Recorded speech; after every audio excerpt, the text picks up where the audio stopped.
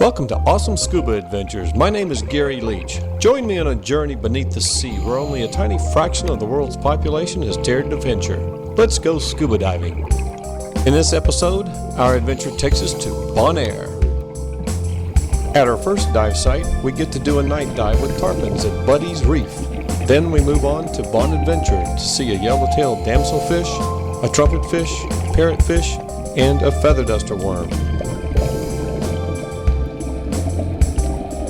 Direct flights are available from several locations, including North America and the Netherlands.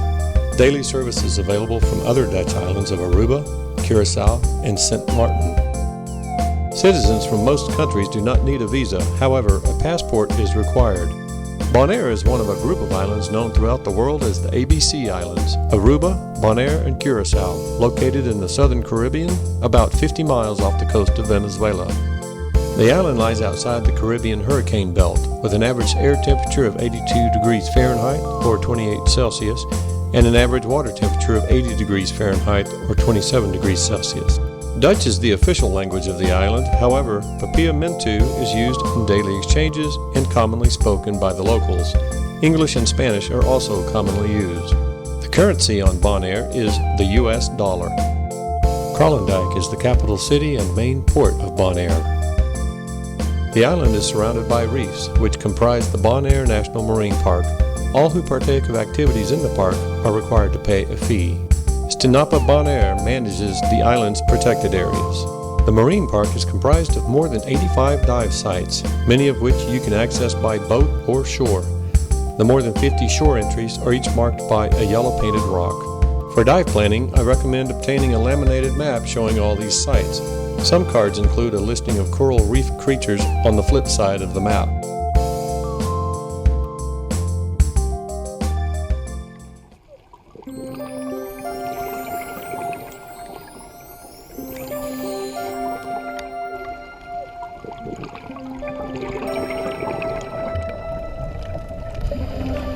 Tarpon can grow to more than 8 feet in length and weigh in excess of 350 pounds.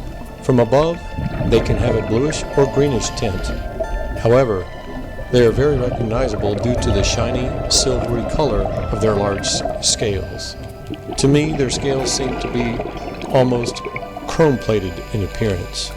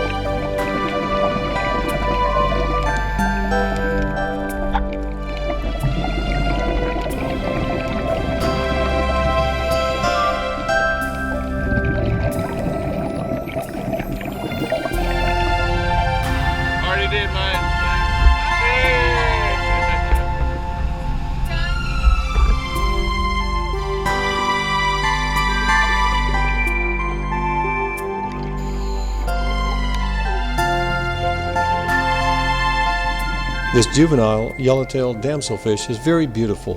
Its bright blue spots appear to radiate out from a deep violet blue palette. The vast difference in color makes for an exquisite contrast against its bright yellow tail.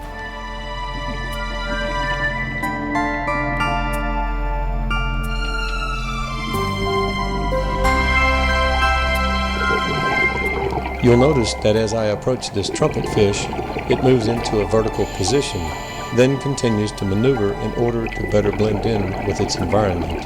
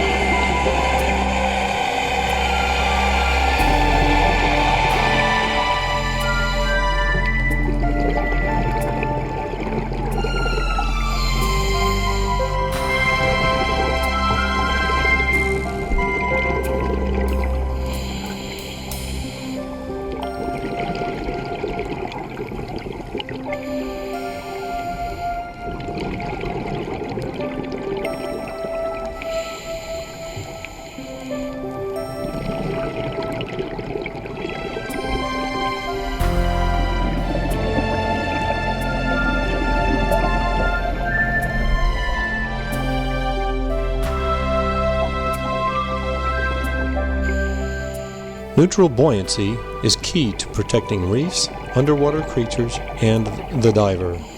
There's nothing like being able to float in a column of water and manage your depth simply with your breath.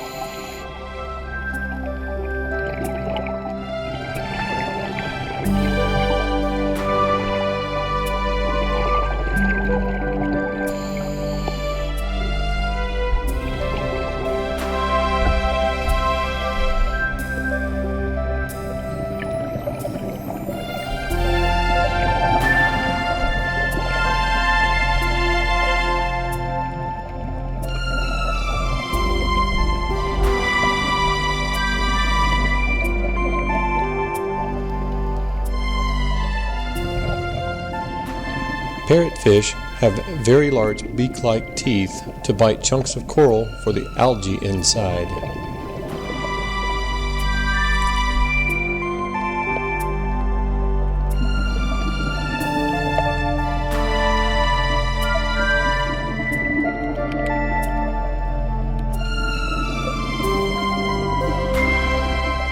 The Featherduster worm lives in a tube that it makes on its own. Like Christmas tree worms, they can hide inside its tube in an instant. If you blink, you may miss it.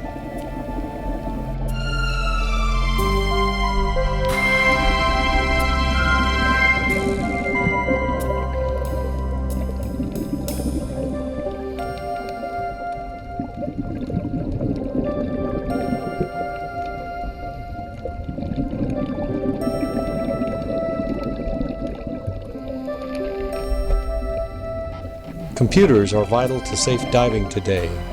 They have tons of features, and you can set various parameters as you wish. I set mine to alert me audibly and visually with blinking red numbers when I have less than 700 psi remaining in my air supply system.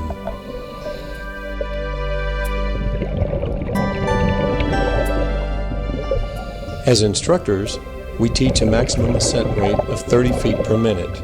That's very slow. I tell my students, when you're underwater, think of doing everything 10 times slower. Just chillax.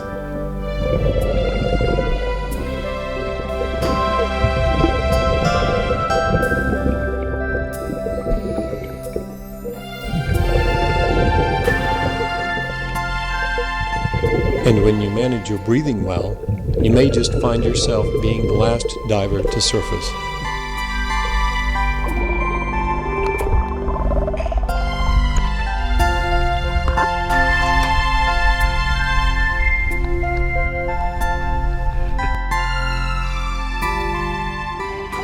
Please remember to like, comment, and subscribe.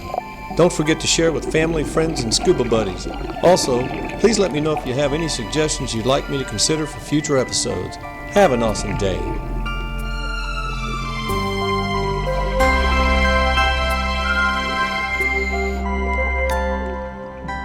I'm Gary Leach, and together we're making the world a smaller place, one dive adventure at a time. Thanks for watching. We'll see you next time on Awesome Scuba Adventures.